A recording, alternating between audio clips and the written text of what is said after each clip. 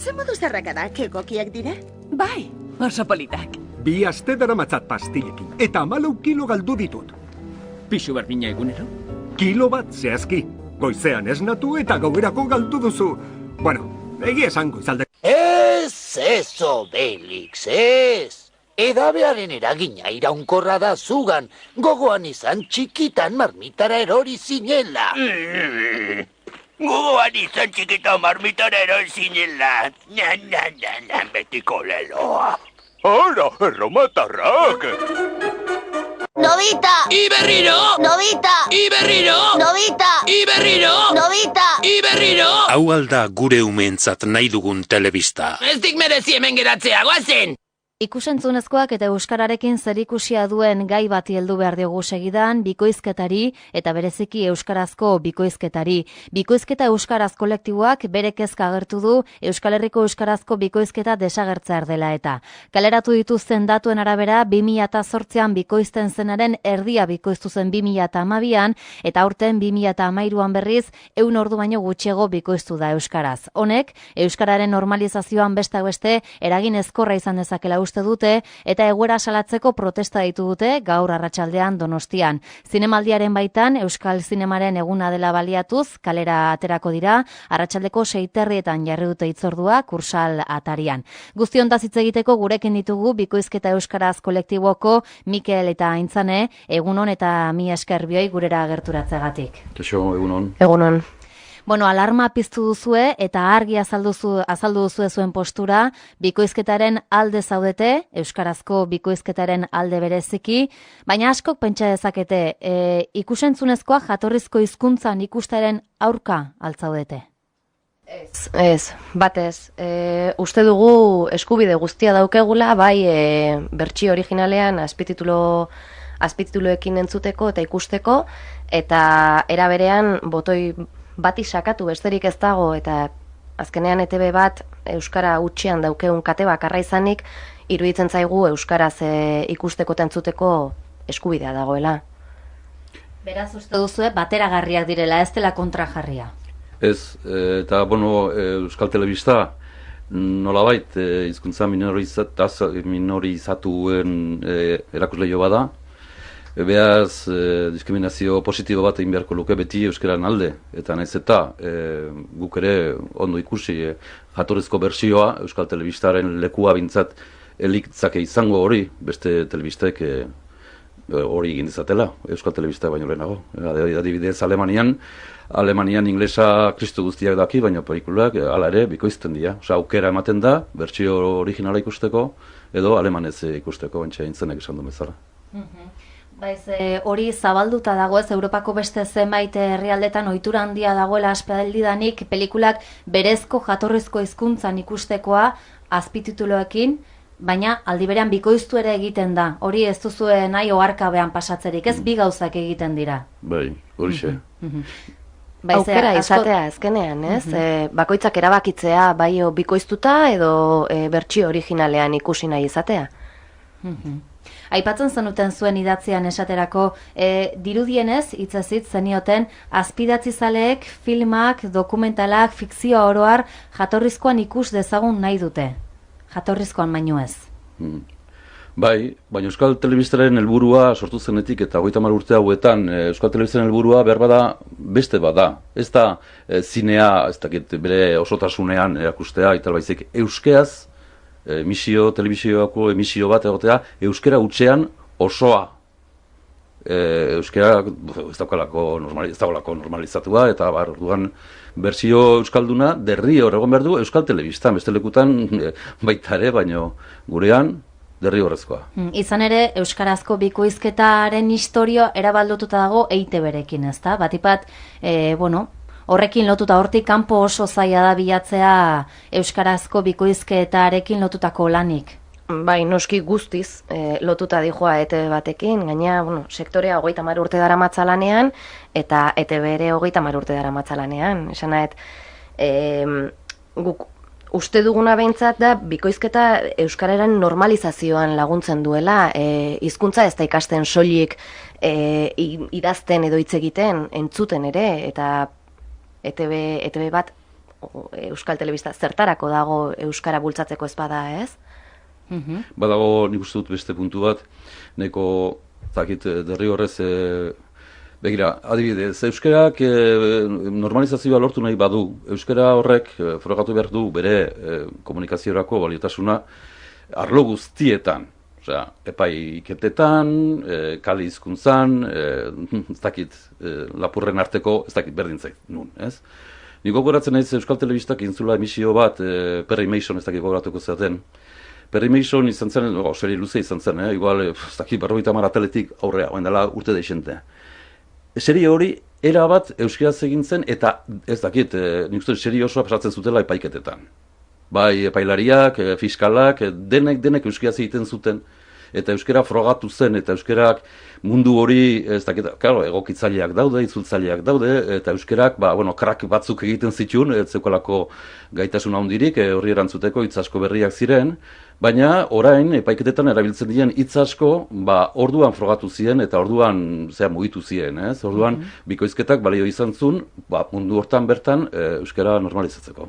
Eta ekarpen bat ere egin lezake esaterako, ordura arte erabili ez diren hitzak, ez? Eremu edo sektore berezietan aipatu duzu epaitegietakoa erabili daitezkeen hitzak zabaltzeko edo horien sozializaziorako ere balio dezakela uste duzue. Esaterako euskarazko bikoizketarekin ezakite horrela bote prontoan, etortzen zaigun irudia askori da marrazki bizidunak. Ez ote dago oso lotuta euskarazko bikoizketa marrazki bizidunetik. Hortik kanpo ez aldago aukera gehiago, nola ikusten duzu hori, lotura hori gure herrian gertatu dena, ez? Eta hor presente dagoena. Bai, egia da vinkulazio hori oso erraza dela egiten, azken finean gehien bikoizten dena gaur egun orain marrazki bizuna direlako, baina bai daude pelikulak, telesaiak, dokumentalak, eta gero beste gauza asko galdu daitezke, normalean ezkea konturatzen hortaz, ez, baina kuinak, espotak, astensoreko off ahotsak, nizeak bideo korporatiboak, interneteako bideoak, gauza asko dago, ez? Ez da bakarrik marrazki bizidunak. Esaterako aipatu dugu sarreran euskarazko bikoizketan murrizketa handiak egin direla azken urte hauetan, aurten 100 ordu inguru bikoiztu dela euskaraz. Zer bikoiztu da euskaraz esaterako aurten? Aurten bikoiztu da, Doraemon. Eta oraindik ere emititu gabe daude, baina ja bikoiztuak daude. Osea, ETBek daukan politika izango da, mendik aurrera, uste dugunez, dakit ez badila gauzak aldatzen, errepikapenak. Orduan, azken urtetan egin dena, aurten mintza gehien bat, serie pare bat kenduta, marrazki bizidunak izan dira. Besteik ez, dokumentalak ere ez dira zehatu, bikoiztu, osea, aurrei begirako telebista esan nuke infantil bat bihurtu da. Bakigu, beste gauza kirolarientzat eta aurrentzat, baina hor badago adibidez gazteentzat ez da ez zer bikoiztu. Ez zer. Orduan hor badago utxune izugarria helduena, zesanik ez, baina gazteentzat ez dago, eta gaztek euskainola edo erderara jotzen dute, ez daukatelako hizkuntza referente normalizatu bat, eta gaina ez daukatelako produktorik euskeraz beraientzat. Egia da pare bat pelikula bikoiztu direla aurten euskarara, baina kontutan hartu behar dugu noizko pelikulak diren. Ez dira orain duela 2 hilabete o duela 6 hilabete ateratako pelikulak. Bikoizten ari diran pelikulak, iristen diren pelikulak dire, durela 4-5 urtekoak, azkenean material horrek bai obsoleto bezala ikusten da, ez? Material hori. Jendeak ez du ikusten, duela 4 urteko pelikula bat zinean ikusitakoa gazteleraz, nola ikusiko du euskeraz? Baiz, beste galdera da, gehiago bikoiztu euskaraz bai, baina zer bikoiztu, ez da? Ez bakarrekan kantitatea, baizek eta ze produktu mota bikoiztu eta ze politika mantendu edo aurrera eraman euskarazko bikoizketarekiko. Entzun dugu, nik uste, asko, entzun dugu telebista generalista bat nahi degula, edo hori dela bidea, eta generalista izatea bada denetik eta kalitatezkoa. Eski hori da, eta bati bat egungoa. Eta gaina estrenoa balin bada lemezi euskeraz, badakigu ze gertatu dan Samameseko dokumentalakin, ez? Samameseko historiaren dokumentala euskeraz eta erderaz eginda, baina ja 3 aldiz edo bota dute erderaz euskeraz bota baino lehen. Orduan, bai, badakigu gehiengo ardalduna dela Euskal Herrian, baina euskara diskriminazioa kontuan hartuta derrigortu beharko litzake, eta ez dakit gure telebista da, eta euskal telebista da, dena lehenbizi euskeraz estrenatzea. Berdin luzemetraiak eta dena, lehenbizi euskeraz, eta gero etorriko da beste guztia.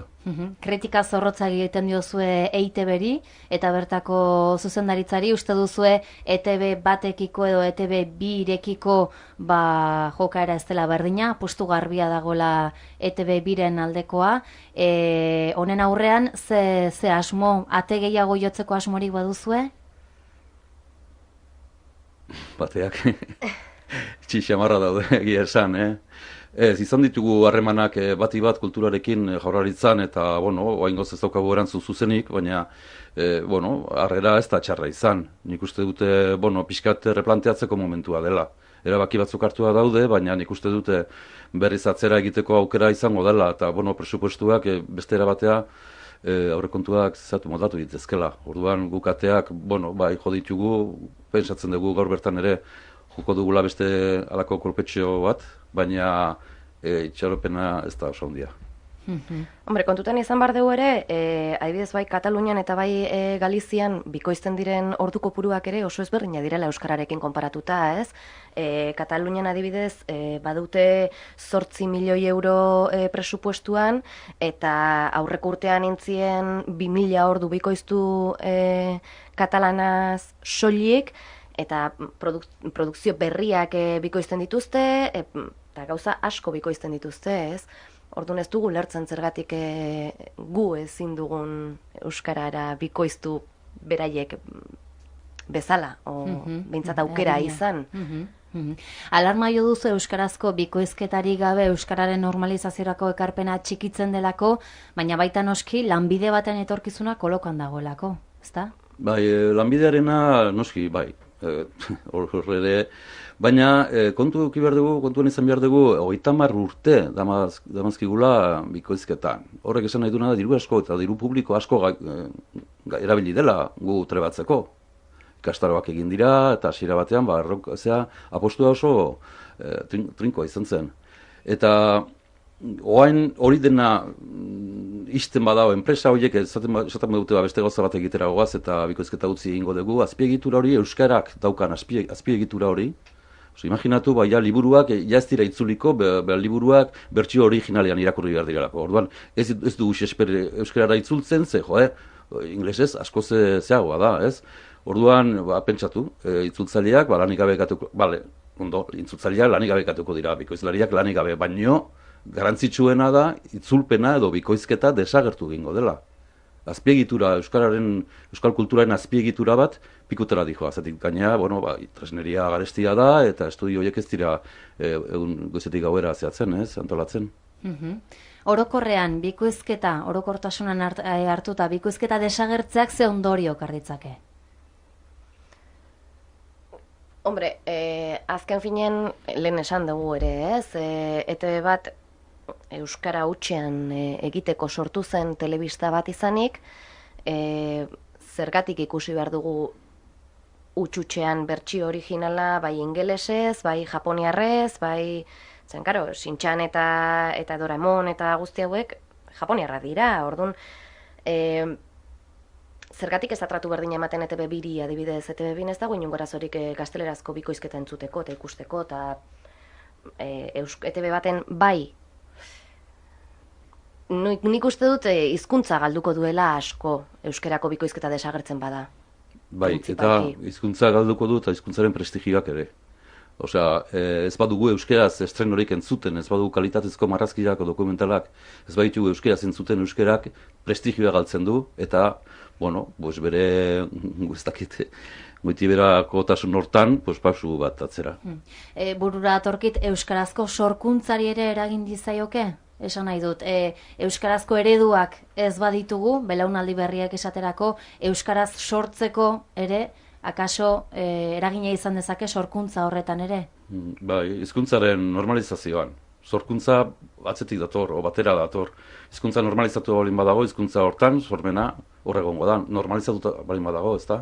eta esan hizkuntzaren trebatasun hori, bikoizketak eman duna, itzultzaile, egokitzaile, jende asko dago, teknikariak eta baina itzultzaileak eta egokitzaileak izugarrizko lan egin dute, oso kritikatua, egia da. Alde batetik jendeak jarri izan ditu bikoizketa batzuk, komentarioak badaude, oso artifiziala diala, eta baina ikusi egin behar da, hizkuntzak ze alegin egin behar duen, ez dakit, japonesen abora, Espainetan, sineskor egiteko, ezta.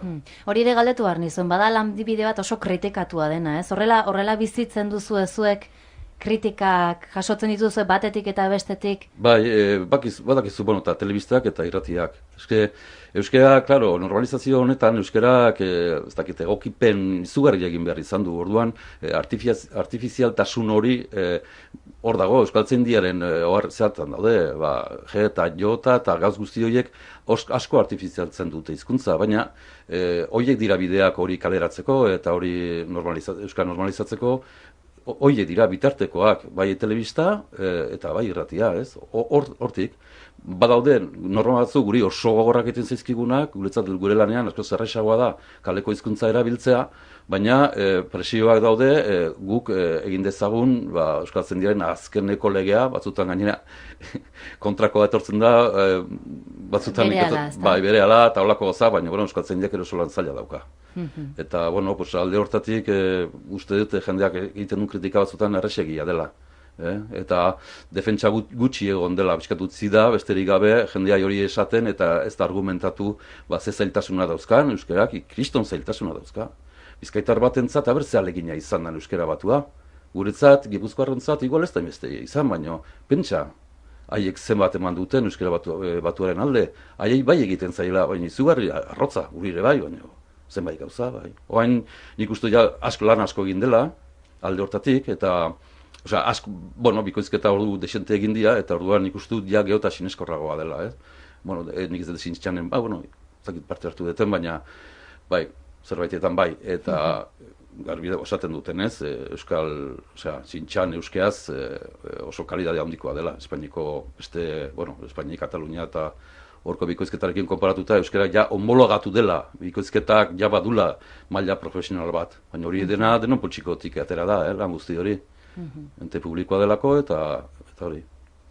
Hortxe, euskarazko bikoizketa sos, alarma hori martxan jarri nahi izan duzue, eta gogoratuko dugu gaur arratsalderako deitu duzuen mobilizazio hori, arratsaldeko 6:30 kursalatarian deitu duzuena, intzan zerbait gehitu nahi zenuen? Bai, ni informazioa eman nahiko nuke, jarraitzeko asmotan balin zaudete, eta Facebooken bikoizketa euskaraz, eta Twitterren abildua bikoizketa bitartez egin dezakezu hor zintzilikatzen ditugu, egin beharreko protesta edo ekimen guztiak, eta bideoak eta elkarrizketak, mediotan egingo ditugun elkarrizketak seguruenik horrega aurkituko dituzu ere. Hortxe duzu informazioa, mila esker, Mikel eta Intzane, bioi, ona gure estudiotara gerturatzeagatik eta animo. Zuei, eskerrik asko.